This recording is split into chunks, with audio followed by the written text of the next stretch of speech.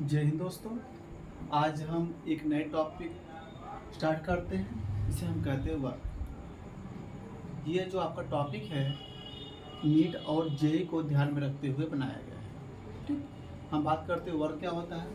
जो वर्क का फार्मूला होता है बेटा, वर्क बराबर होता है फोर्स इनटू डिस्प्लेसमेंट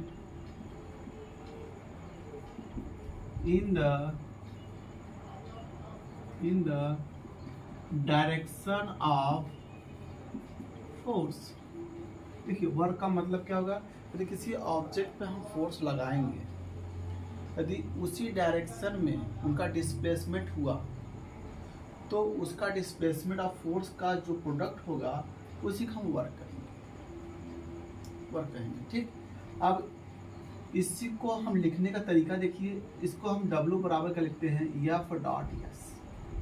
ये एक स्केलर क्वांटिटी है, इसलिए हम इसे F डॉट एस कहते हैं। ठीक, अब यदि स्केलर क्वांटिटी हम जानते हैं F डॉट एस बराबर होता है F एस कॉस थीटा।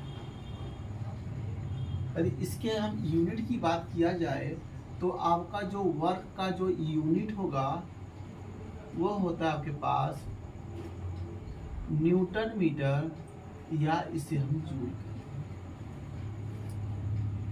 और इनके डायमेंशन की बात की जाए, इनका डायमेंशन की बात किया जाए तो न्यूटन का जो डायमेंशन होता है बेटा ML/T-2 होता है, और मीटर का जो डायमेंशन होता है L होता है। ठीक, यदि इसको हम ओवरऑल इनके डायमेंशन की बात किया जाए तो हम इसे बोलते हैं ML²T-2।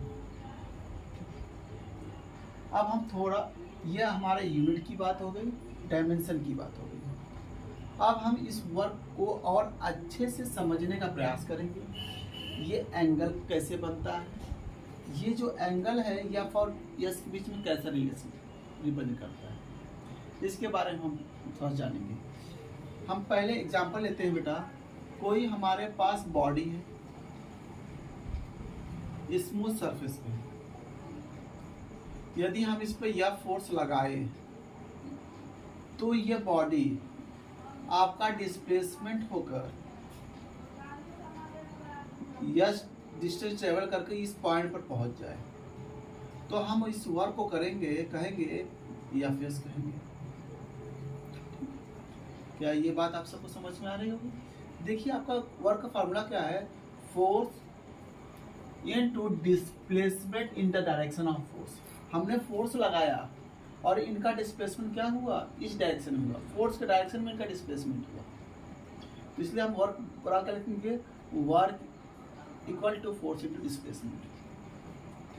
अब यदि इसी फोर्स को हम किसी पर्टिकुलर एंगल से लगाया जाए तो इनका वर्क डन क्या होगा, इसके बारे में थोड़ा सा देखते हैं। अब इसके लिए हम एक बॉडी फिर बनाते हैं बेटा। ये बॉडी बना लिए। अब इसी पर हमने किसी पर्टिकुलर एंगल पर F से फोर्स बनाया। ये अपने एक्सिस के अलाउंग थीटा एंगल बना रहा है। ठीक, जब इस पे हम फोर्स लगाएंगे इस डायरेक्शन में तो वेक्टर के अकॉर्डिंग ये दो कंपोनेंट में डिवाइड हो जाएगा। ये आपका दो कंपोनेंट डिवाइड, देखो ये थीटा है, ये भी थीटा होगा, तो इसका ये जो कंपोनेंट होगा बेटा ये होगा F cos थीटा, और ये जो कंपोनेंट होगा आपके पास F sin थीटा। क्योंकि हम जानते हैं वेक्टर में हम सब थोड़ा सा जान चुके हैं बेटा, यदि ये आपके पास वेक्टर A है, यदि इसके साथ एंगल बना रहा है थीटा, तो जिसके साथ एंगल थीटा बनाता है वो आपका कंपोनेंट होता है A cos थीटा, और उसका जो अपोजिट होता है वो होता है बेटा A sin थीटा। क्या आप सबको समझ में आ रहा होगा? जब हमने इसको फोर्स लगाया, ये आपका बॉडी यहाँ से यह डिस्टेंस ट्रेवल कर इस पॉइंट पर पहुंच गया। यस, तो इनका वर्क डन क्या हुआ, देखिए फोर्स इनटू डिस्प्लेसमेंट। फोर्स कितना लगा बेटा, F cos theta into S। That means हम क्या बोल सकते हैं F S cos थीटा। क्या आप सबको समझ में आ रहा है? ठीक। अब हम एक दूसरा और एग्जांपल लेते हैं। मान लिया गया बेटा आपके पास कोई ऐसा बॉडी है जो क्या है, रबड़ का हो या फिक्स हो, तब उसके लिए हम उनका वर्क डन कैसे निकालेंगे? देखिएगा, इसको हम थोड़ा सा रफ कर दें।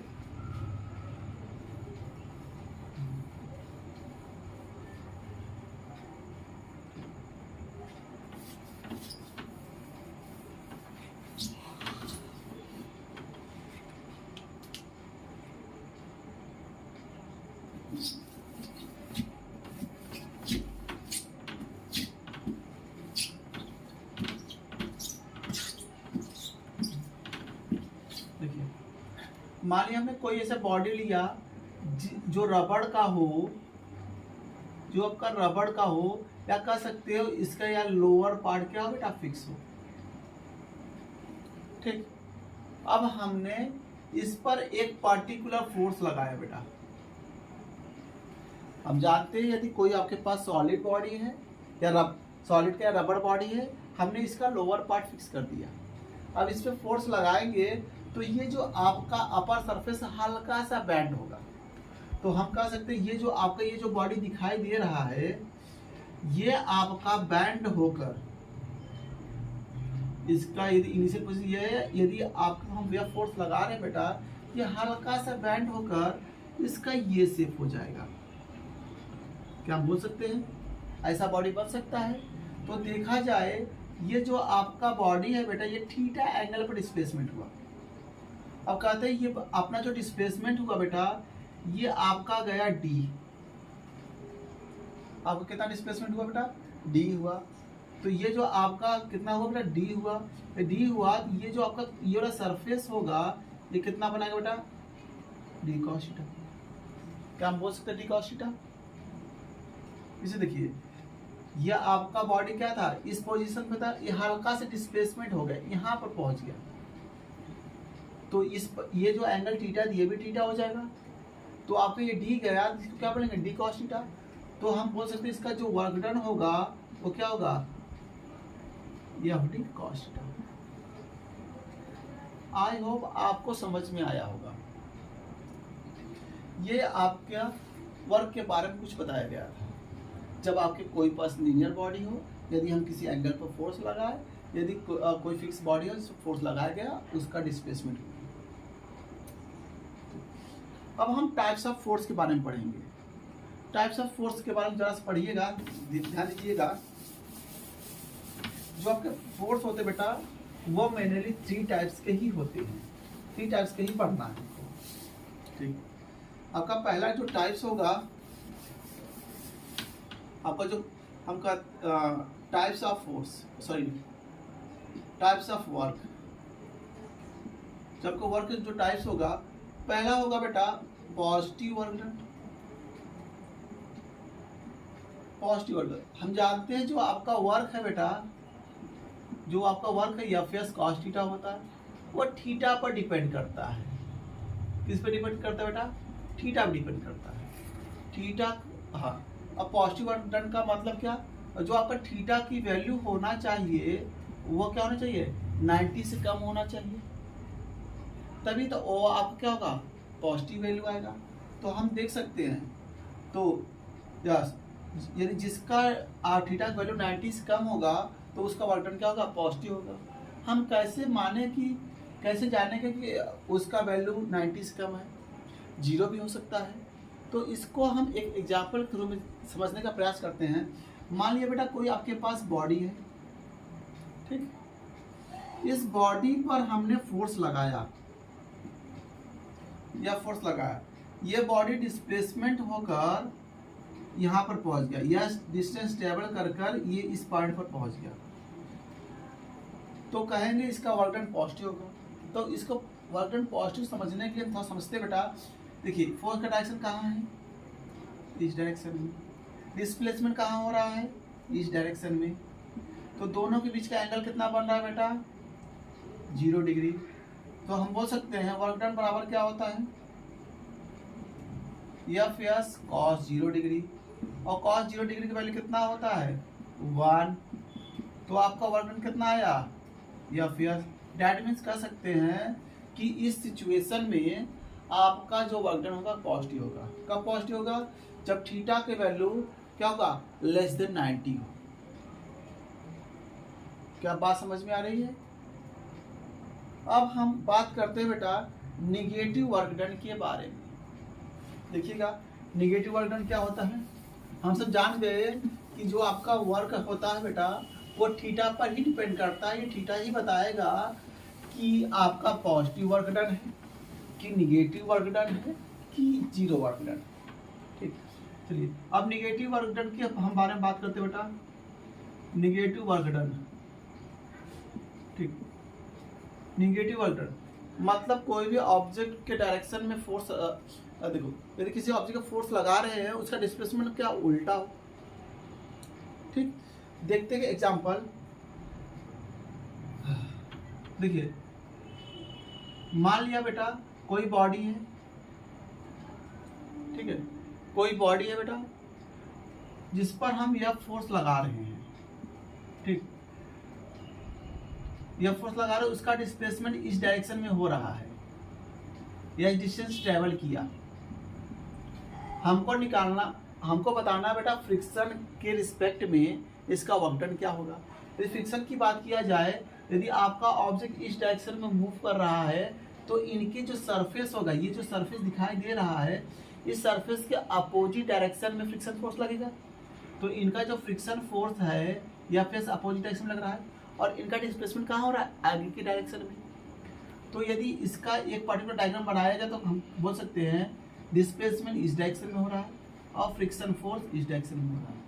यदि इनके बीच की एंगल की बात किया जाए तो कितना होगा बेटा, 180 डिग्री। डैट मीन्स हम बोल सकते हैं एफ एस कॉस 180, और कॉस 180 की जो वैल्यू होती है -1 होता है तो बोलेंगे F S minus F S. ठीक, तो आपका वर्क डन क्या होगा, निगेटिव। हम कह सकते हैं आपका जो फ्रिक्शन फोर्स होता है वह निगेटिव वर्क डन क्रिएट करता है। ये कब पॉसिबल है, जब आपका जो थीटा की वैल्यू है वो ग्रेटर देन क्या हो, 90 हो। कितना हो बेटा, ग्रेटर देन 90 हो, तब आपका वर्क डन क्या होगा, निगेटिव होगा। ठीक, अब बात आती है बेटा zero work done. Zero work done का मतलब क्या, जब किसी ऑब्जेक्ट पर हम फोर्स लगाए और डिस्प्लेसमेंट ऑफ फोर्स का डायरेक्शन क्या हो, परपेंडिकुलर। जैसे हम नॉर्मल फोर्स बोल सकते हैं, बोलिए हम बोलते हैं कोई आपके पास कुली है और इस बक्स ये कुली मूव कर रहा है एक प्लेटफॉर्म पर, तो इस कुली द्वारा इस बक्से पर कितना वर्क डन हुआ निकालना है। तो यदि कुली द्वारा बताया जाए इस बक्से पर कितना वर्क डन किया गया है उसको देखा जाए। देखिए आपका बक्सा इस डायरेक्शन में मूव कर रहा है, लेकिन जो कुली के पर फोर्स लग रहा है बेटा कहाँ लग रहा है, ऊपर लग रहा है। तो हम बोल सकते हैं ये जो एंगल बना रहा है कितना बना रहा है बेटा, 90 डिग्री क्रिएट कर रहा है।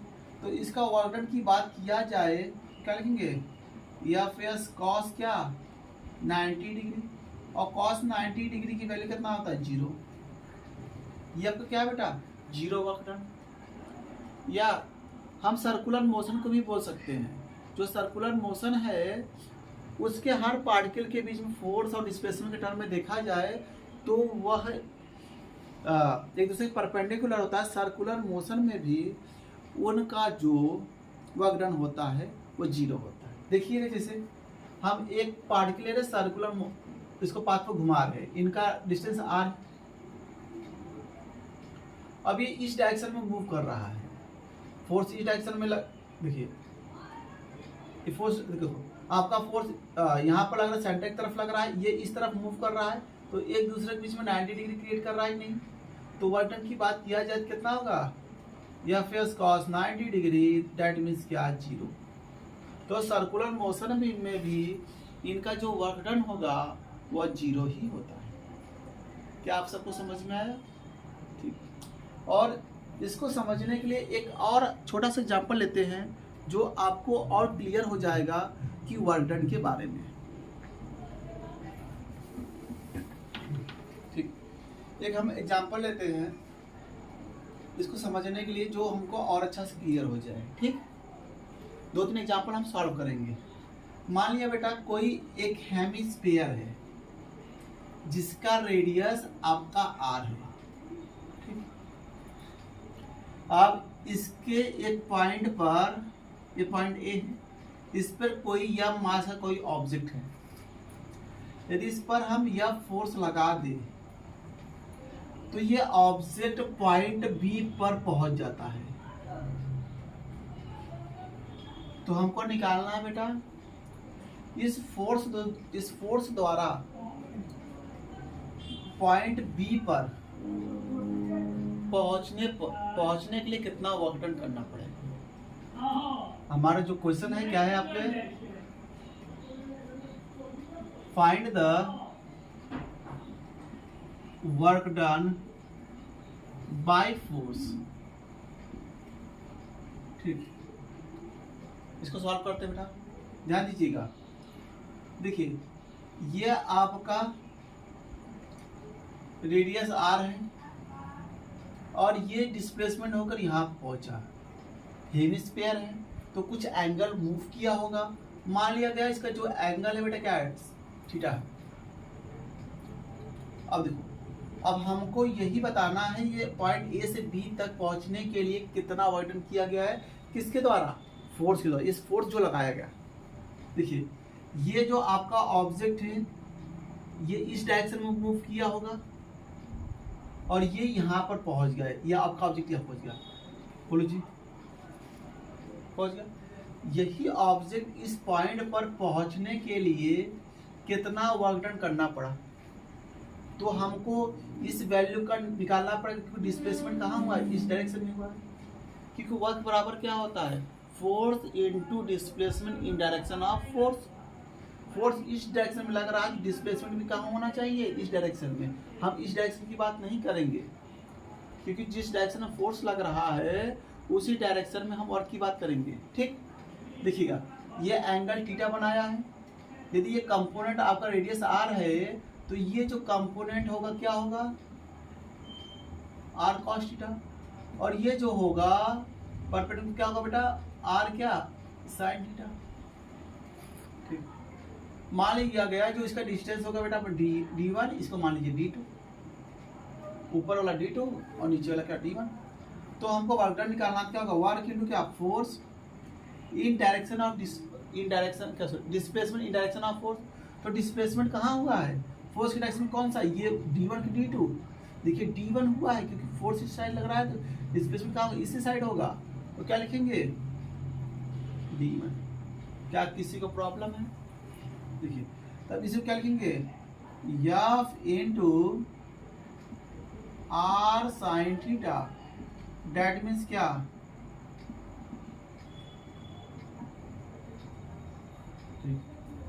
पहला पॉइंट। सेकंड पॉइंट देखिएगा आपका, तो वर्क डन बाय फोर्स हो गया। यदि इसमें और भी क्वेश्चन पूछ सकता है, यदि पूछ दिया work done by gravity force,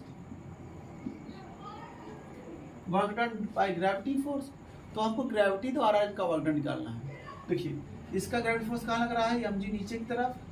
ये भी आपके पास ऑब्जेक्ट कहाँ लग रहा है बेटा, नीचे की तरफ। और देखो इनका डिस्प्लेसमेंट कहाँ हुआ बेटा, ऊपर की तरफ। तो यदि इस बॉडी की बात किया जाए, डिस्प्लेसमेंट कहाँ हो रहा है, ऊपर की तरफ। वेट कहाँ लग रहा है, नीचे की तरफ। ठीक, ठीक। तो इनके बीच में जो एंगल की बात किया गया है कितना बनेगा बेटा, 180 डिग्री। तो यदि वर्क डन की बात किया जाए तो क्या होगा, वर्क बराबर क्या, फोर्स इनटू डिस्प्लेसमेंट, और दोनों के बीच में कितना एंगल का डिग्री बना रहा है बेटा, cos 180, क्योंकि W बराबर क्या होता है, एफ cos थीटा। तो कितना बना रहा है बेटा, एफ। अब देखिएगा, अब हमको निकालना है d2 की वैल्यू। d2 की वैल्यू हम कैसे निकालेंगे, ये पूरा क्या है आपके पास, r है। तो इस वैल्यू, इस पार्ट का कितना मेजरमेंट होगा, क्या करेंगे, ये बड़े में से इस वाले को हम सब्ट्रैक्ट कर दें, इसकी वैल्यू आ जाएगा। तो हम कैसे लिखेंगे r minus r cos theta, that means r1 minus cos theta. तो हम कैसे लिखेंगे w बराबर f, डिस्टेंस कितना है जी r1 माइनस cos थीटा और कितना बेटा -1, डेट मीन्स कितना minus f r1 minus cos theta.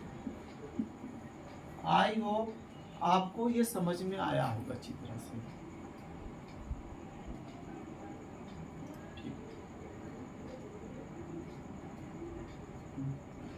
चलिए एक और एग्जांपल की बात करते हैं जो इसी से रिलेटेड है बेटा।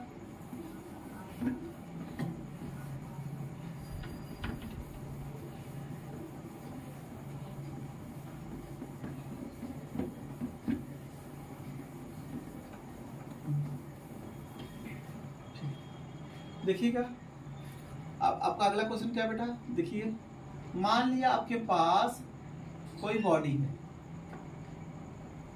इस पर इस डायरेक्शन में 5 न्यूटन का फोर्स लग रहा है, इस डायरेक्शन में 10 न्यूटन का फोर्स लग रहा है, ठीक।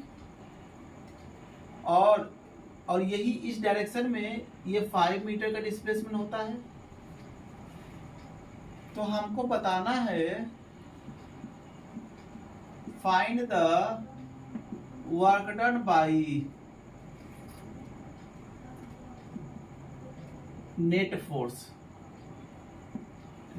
हमको नेट फोर्स द्वारा इनका वर्क डन निकालना है, ठीक है। इसको सॉल्व करते हैं बेटा। देखिएगा, देखिए ये आपके पास बॉडी है, 10 न्यूटन का फोर्स इस डायरेक्शन में लग रहा है और 5 न्यूटन का फोर्स इस डायरेक्शन में लग रहा है। तो यदि इनके रिजल्टेंट की बात किया जाए तो देखो जो ओवरऑल इनका फोर्स होगा 10 - 5 होगा कि नहीं। तो हम बोल सकते हैं जो एफ का एफ नेट होगा कितना होगा 10 - 5। 10 - 5 क्यों होगा, क्योंकि ये इक्वल अपोजिट डायरेक्शन में लग रहे हैं। तो इस डायरेक्शन में ज़्यादा फोर्स क्रिएट होगा। कितना ज़्यादा फोर्स क्रिएट होगा बेटा 10 - 5 होगा। तो एफ नेट कितना हो जाएगा 5 न्यूटन, ठीक। अब वर्क डन कितना होगा, वर्क नेट कितना होगा बेटा जी एफ नेट इंटू डिस्प्लेसमेंट डेट क्या लिख सकते हैं बेटा 5 × 5 इंटू कितना 25, ठीक। आई होप आप सबको ये पूरे टॉपिक समझ में आया होगा। धन्यवाद।